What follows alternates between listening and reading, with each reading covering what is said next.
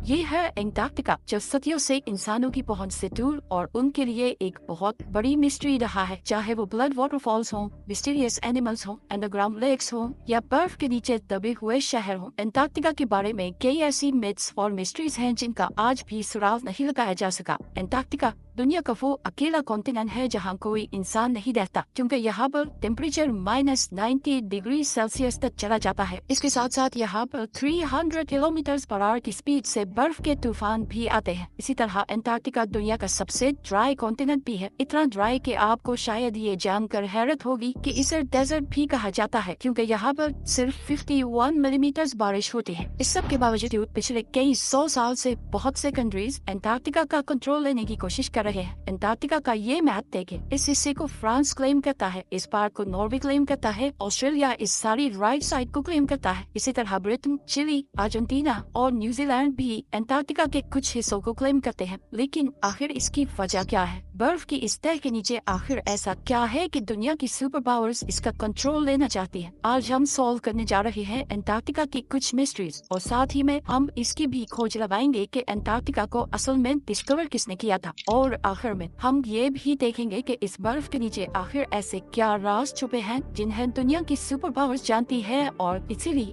वो एंटार्क्टिका का कंट्रोल देना चाहती है।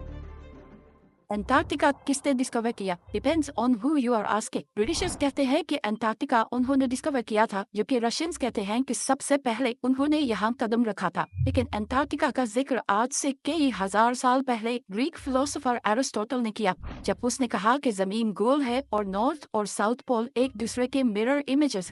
2021 में रॉयल सोसाइटी ऑफ न्यूजीलैंड की एक स्टडी पब्लिश हुई जिसमें ये कहा गया कि इधर ऑस्ट्रेलिया के पास पोलिनेशियन आइलैंड्स पर रहने वाले माओरी लोग शायद पहले इंसान थे जो 7वीं सदी में एंटार्क्टिका पहुंचे थे, क्योंकि उनकी पुरानी कहानियों में एक ऐसे बर्फीले कॉन्टिनेंट का जिक्र मिलता है जो जमीन की सदर्न साइड पर है। खैर, रिकॉर्डेड हिस्ट्री में ब्रिटिश ऑफिसर्स जेम्स कुक वो पहला यूरोपियन था जो एंटार्क्टिक सर्कल क्रॉस करके इधर एंटार्क्टिका के पास पहुंचा, लेकिन वो अभी एंटार्क्टिका से 130 किलोमीटर दूर ही था कि उसने अपनी शिप वापस मोड़ी, क्योंकि उसे एंटार्क्टिका तो नजर नहीं आया मगर पानी में तैरते हुए आइसबर्ग्स जरूर नजर आए, और समुद्र के तेवर ऐसे थे कि शिप को आगे लेकर जाना बहुत खतरनाक था। इसीलिए जेम्स कुक ने कहा था कि इस सदर्न कॉन्टिनेंट तक पहुंचना इतना खतरनाक है कि शायद ही कभी कोई इंसान यहाँ तक आए। कैप्टन कुक के बाद और भी बहुत से लोगों ने एंटार्क्टिका डिस्कवर करने की कोशिश की, मगर वो कामयाब नहीं हो सके। फिर 19वीं सदी के आते ही इकोनॉमिक डोमिनेंस के लिए कंट्रीज के बीच एक कंपटीशन शुरू हो गया। दुनिया अब एक न्यू वर्ल्ड ऑर्डर की तरफ बढ़ रही थी। रिसोर्सेज और नए ट्रेड रूट्स डिस्कवर हो रहे थे, इंडस्ट्रीज लग रही थी। हर कंट्री आने वाली नई सदी में सुपर पावर बनना चाहता था और इसीलिए एक्सप्लोरेशंस पुरुष पर थी। ऐसे में 1819 में रशियन एम्पायर ने रशियन एक्सप्लोरर फेबियन वॉन बेलिंग्सहाउसन को ये टास्क दिया कि वो पूरी दुनिया के चक्कर लगाए और नई कंट्रीज और कॉन्टिनेंट्स डिस्कवर करे। 1820 में फेबियन ने कैप्टन कुक की प्रिडिक्शन गलत साबित की और यहाँ सदर्न ओशन में पहुंचकर एंटार्क्टिका को बहुत करीब से देखा। कुक के उसने एंटार्क्टिका पर कदम नहीं रखा था, मगर उसे मॉडर्न हिस्ट्री का वो पहला इंसान कहा जाता है जिसने एंटार्क्टिका को देखा था। फिर 1900 से 1920s के बीच बहुत से एक्सप्लोरर्स ने एंटार्क्टिका का रुख किया। British explorer Robert Falcon Scott 1911 में अपनी टीम के साथ एंटार्क्टिका पर उतरा और तकरीबन 400 माइल्स तक आगे गया, मगर फिर खराब मौसम और भूख की वजह से उसे वापस पलटना पड़ा। लेकिन वापसी का ये सफर बहुत ही भयानक साबित हुआ। स्कॉट और उसकी टीम सख्त सर्दी और बर्फानी तूफान में फंस गए और इन सब की मौत हो गई। फिर वर्ल्ड वॉर 1 के बाद बहुत सी कंट्रीज ने यहाँ अपनी टीम्स भेजी और इस कॉन्टिनेंट को क्लेम करने की कोशिश की। 1939 में हिटलर के कहने पर जर्मन एयरफोर्स ने यहाँ नाजी फ्लैग्स भी गिराए ताकि इस एरिया को नाजी जर्मनी के कंट्रोल में दिखा सके। वर्ल्ड वॉर 2 के बाद बहुत सी कंट्रीज ने यहाँ अपने रिसर्च स्टेशन सेटअप किए और यही से फिर एंटार्क्टिका के बारे में मिस्टीरियस डिस्कवरीज होना शुरू हुई। सबसे पहली और बड़ी मिस्टीरियस डिस्कवरी ये है कि किसी जमाने में एंटार्क्टिका पर बर्फ नहीं बल्कि घने जंगल थे। इंपीरियल कॉलेज ऑफ लंदन के साइंटिस्ट्स के मुताबिक उन्हें यहाँ फॉसिलाइज्ड वुड मिली, जिससे पता चलता है कि करीबन 90 मिलियन ईयर्स पहले एंटार्क्टिका एक गर्म कॉन्टिनेंट था जहाँ पर घने जंगल होते थे। इसके अलावा उन्हें यहाँ कुछ ऐसे इंसेक्ट्स के फॉसिल्स भी मिले जो सिर्फ गर्म इलाकों में होते हैं। एंटार्क्टिका के बारे में दूसरी बड़ी और मिस्टीरियस डिस्कवरी ये थी कि इस 3 किलोमीटर की बर्फ के नीचे 400 लेक्स हैं जिनका अपना ही इकोसिस्टम है। यहाँ पर ऐसे समुद्री जानवर हैं जो पूरी दुनिया में कहीं नहीं होते, जैसे ये बड़े बड़े स्पाइडर्स और सी थ्रू जेलीफिश। यह बर्फ के नीचे एक अलग ही दुनिया है। इसी तरह अंटार्कटिका पर एक और चीज जिसने बहुत से एक्सप्लोरर्स को बहुत सालों तक पजल किए रखा,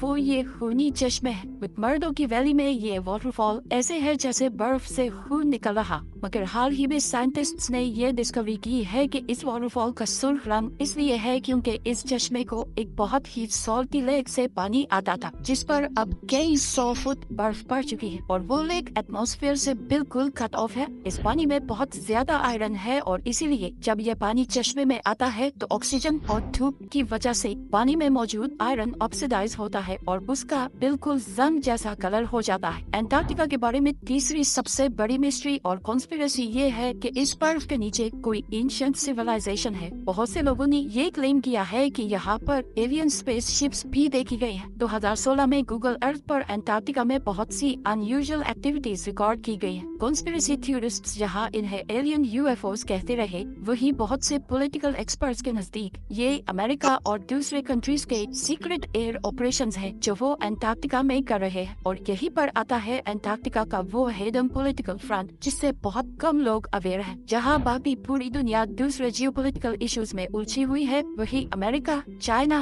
और सोवियत यूनियन अग्रेसिवली अंटार्कटिका पर एक्सपीडिशंस भेज रहे हैं। इनफैक्ट चाइना ने तो वहाँ अपने मल्टीपल रिसर्च स्टेशन सेटअप किए हैं। 1959 की अंटार्कटिक ट्रीटी के मुताबिक कोई भी कंट्री अंटार्कटिका में साइंटिफिक इन्वेस्टिगेशंस कर सकता है, बस उसे इन स्टडीज का रिजल्ट सब कंट्रीज के साथ शेयर करना होगी। 1992 में यूएस जियोलॉजिकल डिपार्टमेंट के सर्वे में ये डिस्कवरी सामने आई कि अंटार्कटिका में 500 बिलियन बैरल्स के नेचुरल गैस और ऑयल के रिजर्व्स हैं, लेकिन चाइना और ये दूसरे कंट्रीज इस ऑयल और गैस के लिए अंटार्कटिका में इंटरेस्टेड नहीं है, बल्कि हाल ही में अंटार्कटिका में बहुत ही बड़ी क्वांटिटी में नियोडिमियम, प्रेसियोडिमियम, टर्बियम और डिस्प्रोसियम जैसे रेयर अर्थ मिनरल्स के रिजर्व डिस्कवर हुए हैं। ये वो मिनरल्स हैं जो सारी इलेक्ट्रॉनिक डिवाइसेस में यूज होते हैं और क्योंकि दुनिया का फोकस अब ऑयल और गैस से हटकर इलेक्ट्रॉनिक डिवाइसेस को पावर करने वाले एनर्जी रिसोर्सेज की तरफ जा रहा है, तो इन मिनरल्स की डिमांड ऑयल और गैस से भी ज्यादा है। इलेक्ट्रिक कार्स और आयरन बैटरीज ही